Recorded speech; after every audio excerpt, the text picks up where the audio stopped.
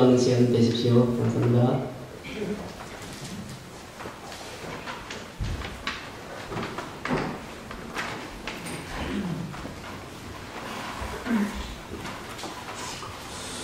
예, 기도에 관한 아름다운 찬양 감사합니다.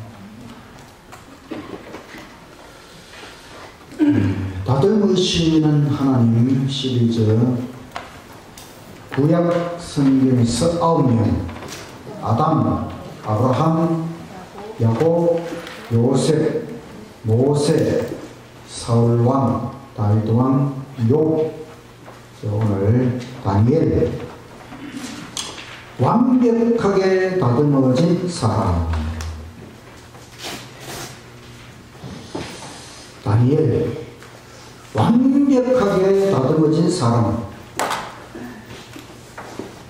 이런 사람이 있어야 되겠습니까? 네. 많아야 되겠지요. 사실 다니엘이 살았던 시대는 선악의 대쟁투 역사 중에서 가장 암울했던 시대입니다.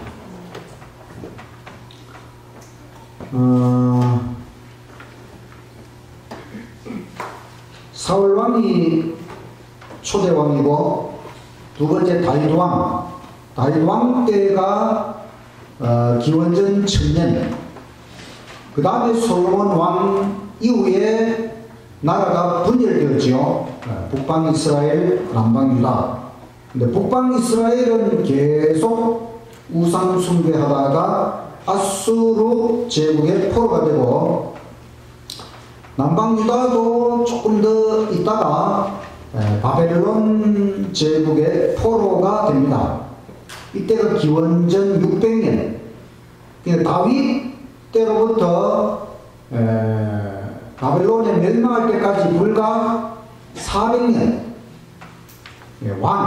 백성들이 왕을 구하고 하나님께서 왕을 주셨지만 이 왕의 통치 역사가 400년밖에 가지 못하고 결국은 이제 그 바벨론 포로 이후에는 왕이 세워지지 못합니다.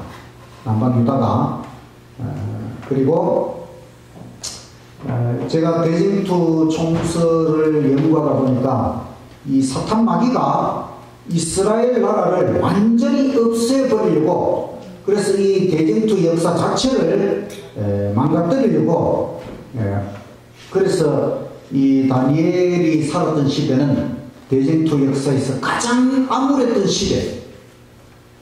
그런데 이런 시대에 포로로 잡혀간 사람 다니엘이 그때 포로로 잡혀갈 때 18살입니다. 이렇게 포로로 잡혀간 사람 중에서 다니엘이 가장 완벽하게 다듬어졌다고 하는 것. 이것은 사탄이 자기가 이긴 것처럼 보였지만은 하나님께서는 이런 소수의 사람들을 통해서라도 하나님 앞에 완벽하게 구원의 길을 걸어가는 이런 사람들이 있다고 하는 것을 우주 앞에 내보이신다고 하는 것. 이것을 생각할 때에 우리는 다니엘의 생애에 대하여 얼마나 한편 또 자랑스러운지 모릅니다. 다니엘이 포로로 잡혀가서 예언자가 되고 십자가에 대해서 예언을 했지요. 또 하늘 성소에 대해서 예언을 했고 또 심지어 1844년 하늘 성소 전개를 이르기까지 이런 예언들이 놀라운 예언들이 다니엘서의 예언 가운데 나타난다고 하는 것입니다. 다니엘은 이스라엘 민족이고 포로로 끌려간 젊은이 18살에 끌려갔어요. 근데 바벨론 왕궁의 공무원으로 발탁이 됩니다. 또 왕의 꿈을 해석합니다. 또 이제 바벨론 제국이 망하고 메데 페르시아 제국이 들어서는데도 거기에서도 계속해서 근무를 하고 또 사자굴에서도 살아나오고 또 구약성경 예언서 다니엘서를 기록하고 또 하나님의 계시를 받고 미래를 예언한 선지자. 다니엘의 생애를 세 부분. 첫 번째는 성경에 나타난 다니엘의 생애, 완벽하게 다듬어진 사람.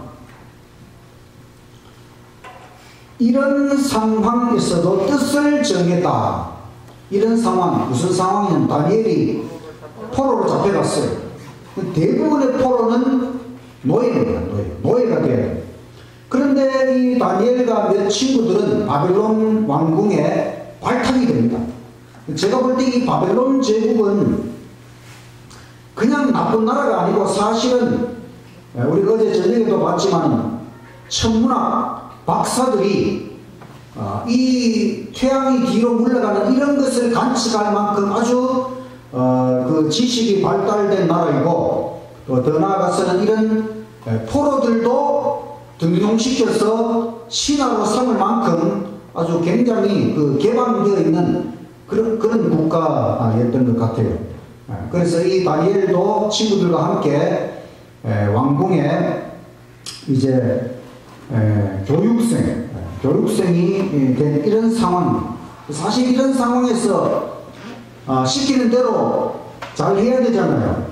그런데 다니엘은 뜻을 정합니다. 다니엘서 1장 8절, 다니엘은 뜻을 정하여 왕의 진미와 그의 마시는 포도주로 자기를 더럽히지 아니하리라 하고 자기를 더럽히지 않게 하기를 환관장에게 구하니. 자기들이 비록 교육생이지만은 이 우리가 원하는 건강적인 식생활을 하도록 도와달라, 이렇게 뜻을 정해서 그렇게 도움을 요청합니다. 그래서 이제 그 바벨론 제국에서 신하의 생활을 했지요. 근데 이제 성경 예언에 의해서 바벨론 제국이 망하고 그 다음에 메다 제국이 들어서게 되지요. 나라가 바뀐 것입니다. 나라가 바뀌었는데도 다니엘은 인정을 받습니다. 다니엘서 5장 30절, 그날 밤에 갈대아 바벨론 왕 벨사살이 죽임을 당하였고 메대 사람 다리오가 나라를 얻었는데 때에 다리오는 62세였더라. 다리오가 자기의 신원대로 방백 120명을 세워 전국을 통치하게 하고 또 그들 위해 총리 셋을 두었으니 다니엘이 그 중에 하나이라. 자, 나라가 바뀌면 보통 우리가 그 한 나라 안에서도 정권이 바뀌어도 대통령만 바뀌어도 그 신하들이 다 바뀝니다. 그런데 지금은 제국이 바뀌었어요. 바벨론 제국에서 메데 페르시아 제국으로 나라 자체가, 제국 자체가 바뀐 것입니다. 그런데도 이 다니엘은 메데 페르시아 제국에서도 등용이 되어서 이 다리오 왕이 120명으로 전국을 통치하고 또 총리 3명을 그 위에 두었는데 다니엘이 총리 3명 중에 한 명이었다. 다니엘이 얼마나 잘했으면 이렇게까지 인정을 받았겠는가. 최고 총리 다니엘, 다니엘서 6장 3절, 다니엘은 마음이 민첩하여 총리들과 방백들 위에 뛰어나무라. 왕이 그를 세워 전국을 다스리게 하고자 한지라. 최고 총리로 세우려고 하는 거지요. 6장 4절, 이에 총리들과 방백들이 국사에 대하여 다니엘을 고소할 틈을 얻고자 하였으나 능히 아무 틈, 아무 허물을 얻지 못하였으니 이는 그가 충성되어 아무 그릇함도 없고 아무 허물도 없음이었더라. 동료 그 신하들이 이제 다니엘에게 질투를 하고 이 다니엘을 어떤 허물, 그 틈을 발견해가지고 뭐 좀 고소를 해보려고 하는데 아무 틈, 아무 허물을 얻지 못했다. 무결점의 사람, 이런 사람이 다니엘이었습니다.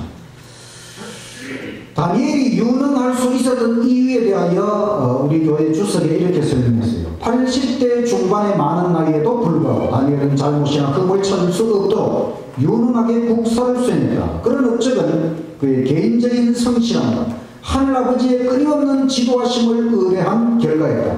하나님을 사랑하고 섬기는 것이 그에게는 생명 그 자체보다 중요해요. 젊어서부터 건강법칙을 세심하게 지킨 것이 분명히 동년배의 다른 사람들을 훨씬 능가하는 활력을 그에게 주었다.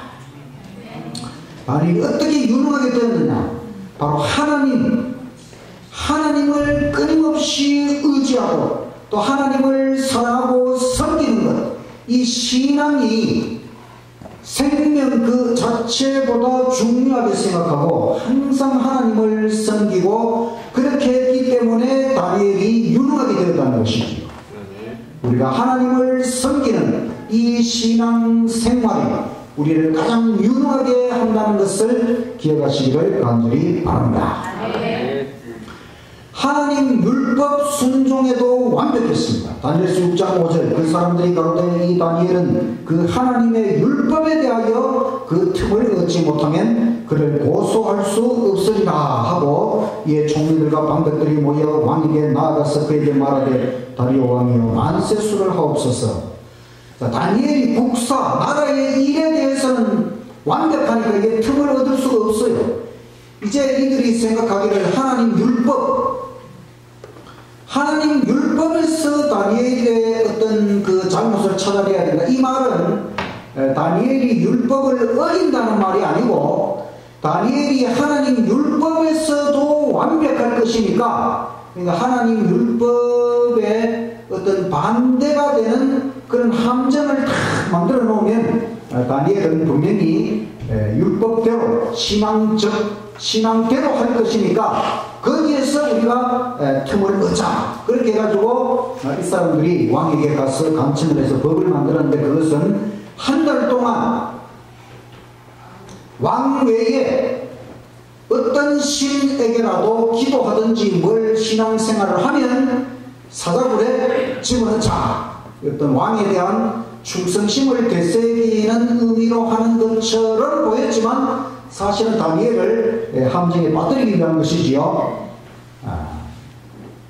기도를 쉬지 않은 다니엘서 6장 10절 다니엘이 이 조서에 어인 왕의 도장이 찍힌 것을 알고도 자기 집에 돌아가서는 그 방이 예루살렘으로 향하여 열린 창에서 전에 행하던 대로 하루 3번씩 무릎을 꿇고 기도하며 그 하나님께 감사하였더라. 자, 다니엘이 지금 기도하면 어디로 가야 됩니까? 사자굴에 들어가서 사자의 밥이 되어야 됩니다. 그게 지금 내려진 법입니다. 근데 다니엘이 이거 다 알고서도 전에 행하던 대로 똑같이 자기 집에 가서 예루살렘을 향하여 창문을 꽉 닫아놓고 기도합니까? 창문을 열어놓고 보려면 봐라. 나는 똑같다. 하나님 앞에 하루 3번 무릎을 꿇고 기도하며 하나님께 감사하였습니다. 우리가 정말 이 정도로 돼야 되지 않겠습니까? 모든 일에 특별히 우리가 하나님을 섬기는 일에 완벽하게 하나님 앞에 순종하고 하나님 앞에 믿음으로 나아가는 다니엘과 같은 저와 여러분이 되시기를 간절히 바랍니다. 두 번째는 선지자와 왕, 베드로 총서 중에 선지자와 왕이라는 책이 있어요. 그 책에서 다니엘에 대하여 어떻게 설명하고 있느냐. 다니엘은 걸음마다 주와 함께 항상 주님과 함께한 생애였습니다. 지혜의 근원이신 하나님께 배운 다니엘과 그 동무들은 바벨론 사람의 지혜를 습득함에 있어서 동료 학생들보다 훨씬 더 성공적이었으나 그들의 학식은 우연히 얻은 것이 아니었다. 그들은 모든 지혜의 근원이신 하나님과 관계를 맺었고 하나님의 지식을 저희 교육의 기초로 삼았다. 지혜를 얻기 위하여 그들은 믿음으로 기도했고 저희의 기도를 실천하였다. 그들은 하나님께서 축복하실 수 있는 곳에 자신들을 두었다. 그들은 저희 능력을 약화시킬 만한 것들을 피했고 각 방면의 학문에 있어서 이해력을 기를 수 있는 모든 기회를 선용했다. 바벨론 제국은 천문학도 발달하고 여러가지 세상 교육에 있어서 뛰어났어요. 그런데 다니엘과 친구들이 그 사람들 틈바구니 속에서 그 지식을 습득하는 데 있어서 그들은 하나님의 지식을 교육의 기초로 삼고 항상 하나님께 지혜를 구하고 그래서 다른 친구들보다도 뛰어날 수 있었다. 그런데 이 다니엘이 지식을 습득한 것은 오직 하나님께 영광을 돌리기 위해서입니다. 그들은 지력을 얻을 수 있는 생활의 법칙들을 따랐다. 그들은 한 가지 목적을 위하여 지식을 얻고자 노력하였으니 그것은 하나님께 영광을 돌리는 일이었다. 그들은 이교의 거짓신앙 중에서 참신앙의 대표자들로 서기 위하여 명료한 지력을 가져야 하며 그리스도인 성품을 완성시켜야 한다는 사실을 깨달았다. 그리고 하나님께서는 친히 그들의 교사가 되셨다. 끊임없이 기도하고 성실히 연구하고 눈에 보이지 않는 분과 접촉함으로 그들은 에녹처럼 하나님과 동행하였다. 공부를 잘하는 것도 오직 하나님의 영광을 위해서 그렇게 했다는 것입니다. 그리고 그들이 그 이방신을 섬기는 그 학생들 틈 속에서 우리가 정말 뛰어나려면은 지식적으로도 그래야 되지만 성품에 있어서 그리스도인 성품을 완성시켜야 된다. 그러니까 완전히 이게 바로 삼육교육이지요.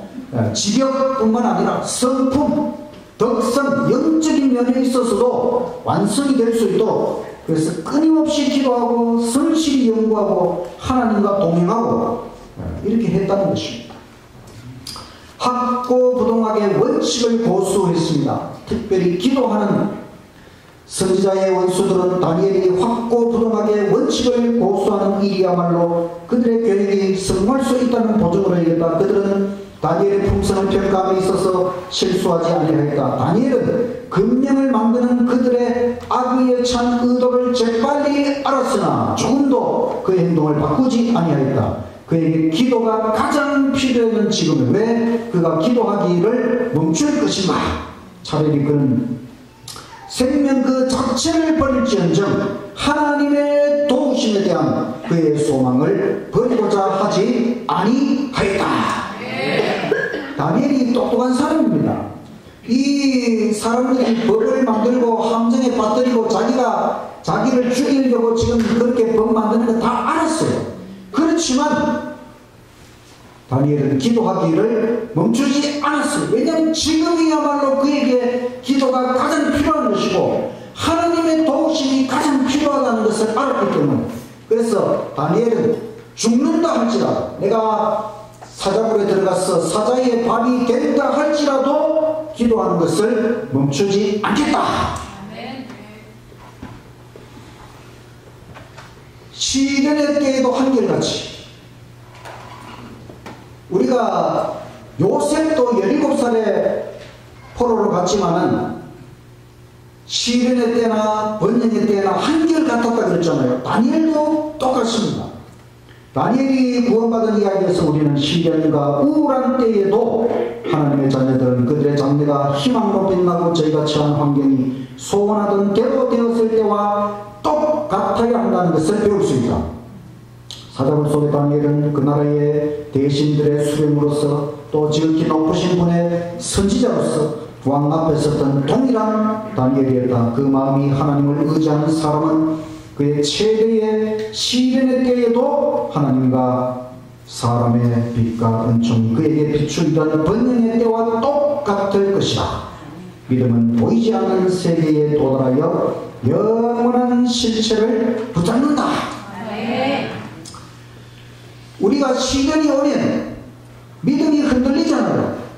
그러나 정말 우리가 시련의 때에도 한결같이 언제나 하나님이 함께 하시고 언제나 하나님이 도와주시고 언제나 우리를 그 모든 위험 속에서 구원하신다고 하는 이것을 믿고 믿음으로 나아가야 된다는 것입니다. 그게 정말 훈련된 믿음이요 강한 믿음이지요. 우리는 평안할 때나 시련의 때나 고난의 때나 어려운 때에나 한결같이 정말 굳센 믿음으로 하나님 앞에 나아가시는 저와 여러분이 되시기를 간절히 바랍니다. 그래서 다니엘은 걸음마다 주와 함께해서 과오가 없는 사람, 바벨론과 메데바사 나라의 정치가로서 다니엘이 당한 경험은 사업가란 반드시 기획을 잘하는 전략가이어야 하는 것이 아니라 매 발걸음마다 하나님의 가르침을 받는 사람이면 될 수 있다는 사실을 나타내 보인다. 다니엘은 세상에서 가장 큰 나라의 총리임과 동시에 하늘의 영감의 빛을 받은 하나님의 선지자이다. 영감의 기록에서 다니엘은 우리와 같은 성경의 사람이로되 과오가 없는 사람이라고 묘사하였다. 그의 원수들의 면밀한 조사에도 불구하고 그의 업무 처리에는 한 가지의 흠도 발견되지 아니하였다.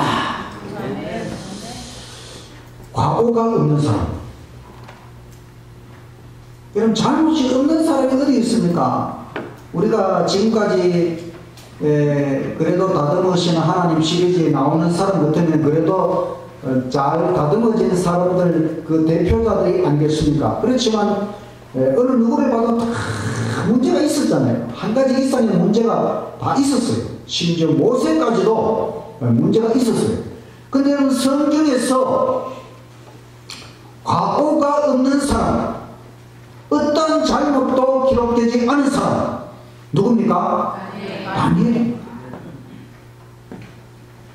물론 다니엘이 잘못한 게 있었겠지요. 그리고 다 일일이 다 적을 수는 없지만, 그러나 일단 성경에 과오가 기록되지 않았고 또 이렇게 선지자의 글에도 과오가 없는 사람, 이것은 그가 매 발걸음마다 하나님의 가르치심, 매 발걸음마다 주님과 함께 동행했기 때문에 이렇게 될 수 있었다. 매일 매 순간 주님과 동행하며 주님께 물어보고 주님의 가르치심을 따라 주님의 지도하심을 따라 인생의 길을 헤쳐나가는 저와 여러분이 되시기를 간절히 바랍니다. 세 번째는 성화된 생애에서 발췌한 다니엘에 관한 글입니다. 여러분, 성화된 생애에 관한 예언의 신의 서적 알고 있습니까? 이 책 별로 두껍지는 않지만 성화된 생애, 성화, 우리 평생의 가업이 성화, 거룩하게 변화되는 거잖아요. 근데 성화된 생애에는 두 사람을 모델로 썼어요. 한 사람은 다니엘이고 또 한 사람은 예수님의 제자 요한입니다. 그런데 다니엘서는 구약의 예언서 다니엘서를 기록했고 제자 요한은 신약의 예언서 요한계시록을 기록했죠. 그런데 이 두 사람이 바로 성화된 생애의 샘플, 모델로 선정이 되었다고 하는 것입니다. 그러니까 예언서는 아무나 기록하는 게 아니다. 정말 이 선지자 중에서도 특별히 이 예언, 아주 놀라운 예언에 대하여 기록한 두 사람, 다니엘과 제자 요한은 선지자 중에서도 특별했고 정말 그들은 평생을 통하여 성화, 거룩하게 변화되는 놀라운 경험을 했던 사람들이다. 그래서 세 번째, 성화된 생애에서 발췌한 다니엘에 관한 기록은 하나님 중심의 사람이었다. 하나님과 연합한 사람. 선지자 다니엘은 고상한 품성을 가진 사람이었다. 그는 사람이 지혜로우신 하나님과 연합할 때 어떠한 사람이 될 수 있는지에 대한 뚜렷한 모범이었다. 이 하나님의 거룩한 사람에 대한 짤막한 기사는 후세의 시험과 시련을 견디도록 부름을 받게 될 사람들을 격려하기 위하여 기록되어 남아있다. 성화된 생애 18쪽의 말씀. 하나님과 연합하면 어떠한 사람이 되느냐? 바로 다니엘과 같은 사람이 된다는 것입니다. 그 다니엘은 자기 힘으로 그렇게 된 게 아닙니다. 하나님과 연합했기 때문에 다니엘이 그렇게 승리할 수 있었다는 것입니다. 하나님을 경외하는 마음으로 다니엘은 오늘날의 청년들에게도 응습할 수 있는 가장 혹독한 시련을 직면하였다. 그렇지만 그는 어린 시절에 받은 신앙적 교훈에 충실하였다. 그는 원칙과 기호 사이에서 멈거리는 자들이 넘어지기 쉬운 환경 가운데 있었으나 하나님의 말씀은 그를 흠없는 품성의 소유자로 나타내었다. 다니엘은 감히 자신의 도덕적 능력을 신임하지 않았다. 기도는 그에게 필수 요건이었다. 그는 하나님을 자신의 힘으로 삼았으며 그의 생애의 모든 일을 행할 때에는 항상 하나님을 경외하는 마음으로 모든 일을 하였다.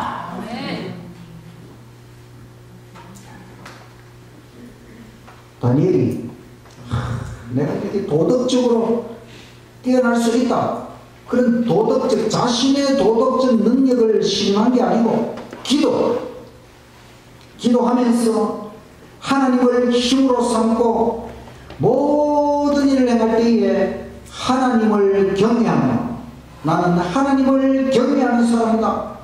이렇게 하나님을 섬기는 신앙, 이것을 항상 마음속으로 깊이 생각하고 그렇게 살았기 때문에 흠없는 품성의 소유자가 될 수 있었다. 우리는 하나님을 섬기는 사람이지요. 이 세상 사람하고 똑같을 수가 없지요. 세상 사람들은 그냥 되는 대로 살지요. 뭐 하나님도 없고 뭐 천국 영생의 소망도 없는데 뭐 굳이 뭐 도덕적으로 착하게 살아야 될 필요가 없잖아요. 학교에서 배운 대로 배울 때는 뭐 배우는 거지만은 사람들이 그 학교에서 배운 대로 살아갑니까? 그렇지 않지요. 그러나 우리는 하나님을 섬기고 하나님을 경외하기 때문에 정말 언제나 하나님을 경외하는 사람으로서 하나님을 의지하고 우리의 품성에 흠이 없어질 때까지 하나님을 경외하고 끝까지 하나님을 의지하고 살아가시는 저와 여러분이 되시기를 간절히 바랍니다. 아멘. 하나님의 은혜의 실증, 다니엘의 품성은 하나님의 은혜가 본성적으로 타락하고 죄로 더럽혀진 인류에게 어떠한 일을 이룩할 수 있는지에 대한 뚜렷한 신뢰로서 세상에 나타나고 있다.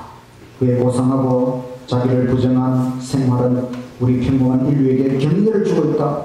이것으로부터 우리는 당당하고도 확고히 시험을 저항하며 가장 혹독한 시련 가운데서라도 온유한 품성을 지니고 정의의 편에 설 수 있는 힘을 얻게 된다.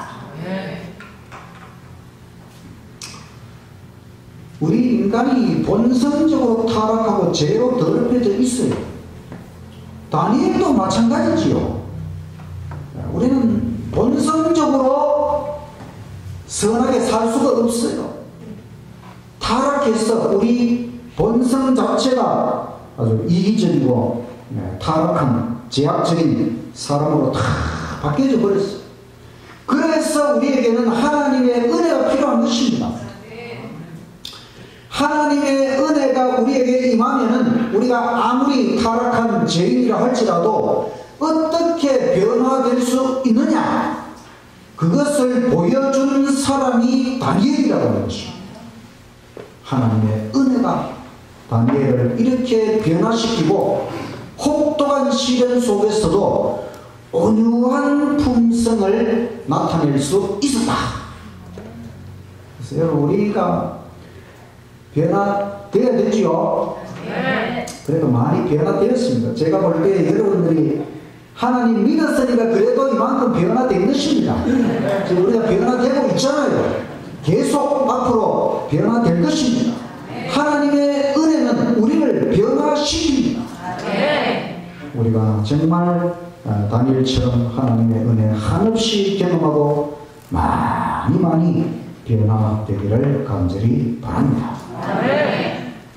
하나님의 인정하심, 다니엘이 그의 엄격한 절제 습관에서 벗어나려면 그럴듯한 구실을 찾아낼 수도 있었을 것이나 하나님의 인정을 지상에서 가장 세력 있는 주권자의 은총보다도, 아니 생명 그 자체보다도 더 귀중히 여겼다.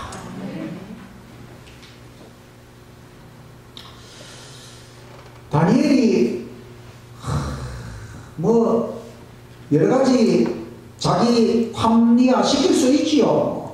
지금 내가 이 바벨론 나라에 잡혀와서 이 사람들한테 내가 그래도 잘 보여야 되고 이 사람들 시키는 대로 해고 하고 뭐 그런 여러가지 핑계도 대고 구실도 찾고 자기 합리화도 할 수 있고 그랬지만은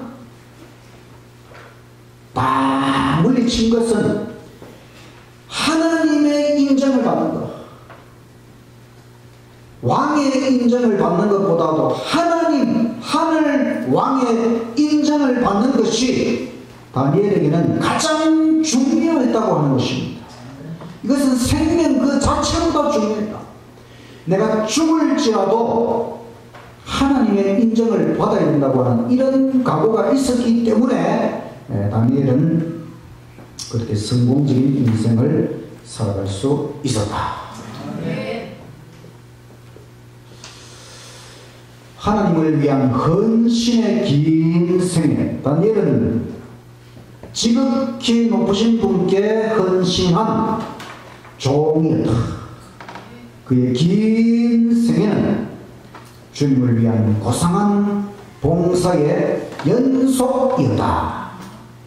그는 오직 마음을 겸비하고 하나님 앞에 회개함으로써 결백한 성품과 흔들림이 없는 충실성을 지닐 수 있었다. 다니엘의 생애는 진정한 성화에 대한 하나의 고무적인 신뢰라고 반복해 말할 수 있다. 자, 다니엘이 18살에 잡혀갔습니다. 바벨론 포로 기간이 몇 년입니까? 70년 포로입니다.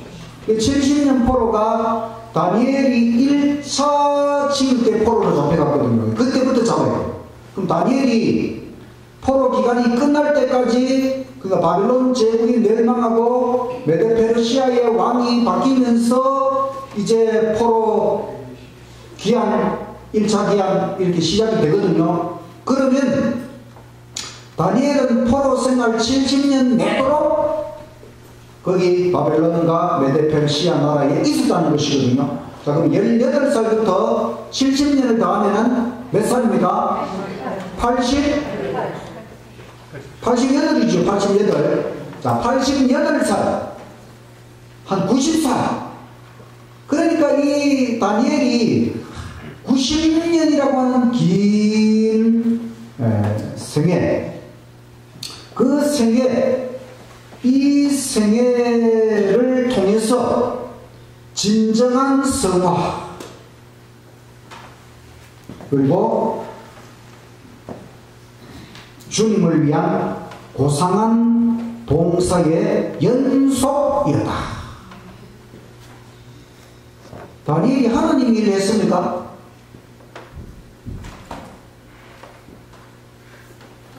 바벨론 나라 일을 했잖아요. 메데 페르시아 일을 했잖아요. 그 나라에 붙잡혀가서 그 나라의 신하, 그 나라 공무원으로 그 제국을 위해서 일을 했어요. 그런데 다니엘은 그 모든 자신의 그 생애를 통해서 주님을 위한 고상한 봉사의 연속이었다. 물론 다니엘이 선지자로서의 사역도 있고 그 그런 것이 있지만은, 그러나 다니엘은 자기의 생애가 이 바벨론 제국에 붙잡혀가는 것. 하나님께서 예레미야 선지자를 통해서 바벨론 제국에 항복하라고 했습니까? 바벨론 제국에 저항하라고 했습니까? 항복하라고 했어요. 왜냐하면 이스라엘 나라가 그동안 너무나 잘못됐기 때문에 하나님께서 바벨론 나라를 몽둥이로 써서 이 이스라엘 나라를 징계, 심판하는 것입니다. 그러니까 이 바벨론 제국에 막 저항하면 할수록 더 큰 재난이 임할 것이기 때문에 항복하고 거기에 순응하라고 했어요. 다니엘도 그와 같은 예레미야의 선지자의 예언을 다 알고 있어요. 그래서 다니엘과 그 친구들이 바벨론 제국에 살면서도 항상 하나님의 말씀, 하나님의 예언에 기초해서 언젠가는 하나님께서 우리나라를 다시 해방시키시고 회복시켜 주신다는 걸 알고, 그러나 지금은 바벨론 나라에 순응해야 된다는 것을 다니엘과 그 친구들이 다 예언을 통해 알고 있었어요. 그래서 그들은 바벨론 나라에서 그 나라를 위해 봉사하지만은, 그러나 그 모든 생애 속에서 이 모든 것이 바로 주님을 위하여, 하나님을 위하여 헌신한다는 그런 마음을 가지고, 그런 자세를 가지고 나라의 일을 하든 선지자의 일을 하든 어떤 일을 하든 이 모든 것이 하나님을 위한 헌신의 생애이다, 이런 마음을 가지고 살았다는 것입니다. 그래서 다니엘의 생애를 요약하면 완벽하게 다듬어진 사람, 하나님의 은혜로 완벽하게 다듬어진 사람, 이렇게 되기까지 다니엘이 얼마나 하나님을 의지했느냐. 전적으로 하나님의 은혜로 완벽하게 다듬어졌다. 또 다니엘은 걸음마다 주와 함께 처음부터 끝까지 하나님을 의지한 사람이었다. 그리고 하나님 중심의 사람. 다니엘이 자신의 힘으로 그렇게 완벽해진 것이 아닙니다. 하나님 안에서 하나님 중심의 사람이었기 때문에 그렇게 되었다는 것이죠.